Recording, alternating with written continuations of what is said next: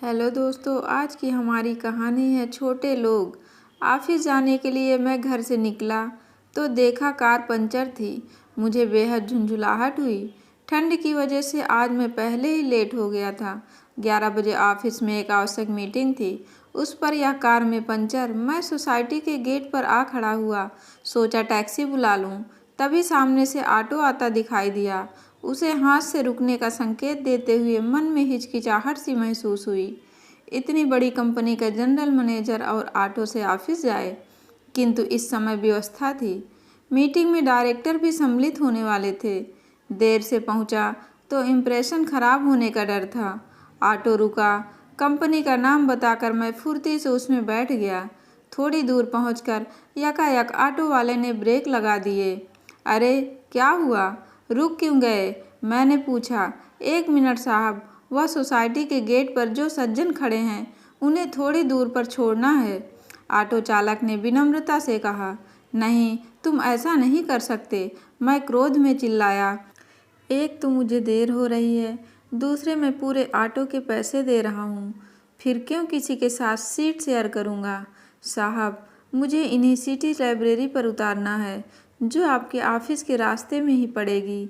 अगर आपको फिर भी एतराज़ है तो आप दूसरा ऑटो पकड़ने के लिए स्वतंत्र हैं। मैं आपसे यहाँ तक के पैसे नहीं लूँगा।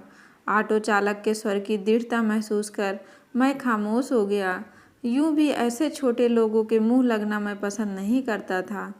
उसने सड़क के किनारे खड़े सज्जन को बहुत आदर के साथ अपने बगल वाली सीट पर बैठाया और आगे बढ़ गया। उन संभ्रांत से दिखने वाले सज्जन के लिए मेरे मन में एक पल को विचार कौंधा कि मैं उन्हें अपने पास बैठा लूं। फिर यह सोचकर कि पता नहीं कौन है, मैंने तुरंत यह विचार मन से झटक दिया। कुछ किलोमीटर दूर जाकर सिटी लाइब्रेरी आ गई। ऑटो वाले ने उन्हें वहां उतारा और आगे बढ़ गया। कौन है यह सज्जन? उसका आदर भाव देख मेरे मन में जिज्ञासा जागी। उसने बताया, साहब, ये यहाँ के डिग्री कॉलेज के रिटायर्ड प्रिंसिपल डॉक्टर खन्ना हैं। सर के मेरे ऊपर बहुत उपकार हैं। मैं कॉमर्स में बहुत कमज़ोर था। घर की आर्थिक स्थिति अच्छी न होने के कारण ट्यूशन फीस देने में असमर्थ था। 2 साल तक सर ने मुझे बिना फीस लिए कॉमर्स पढ़ाया, जिसकी बदौलत मैं बीकॉम 80% मार्क्स से पास किया।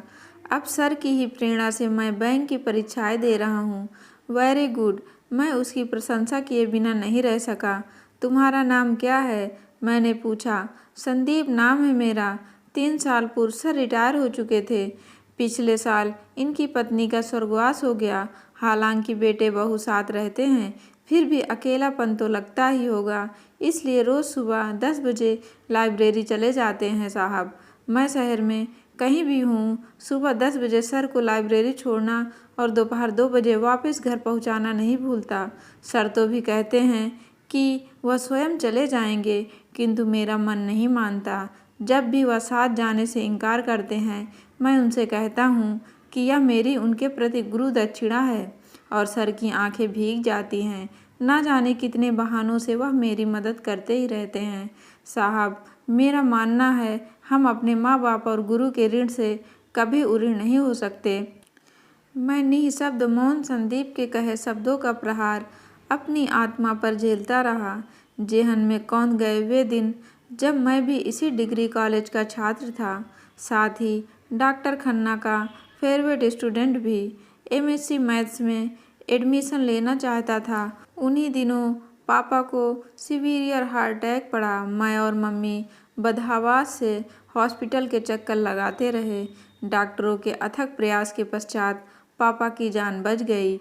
इस परेशानी में कई दिन बीत गए और फॉर्म भरने की अंतिम तिथि निकल गई।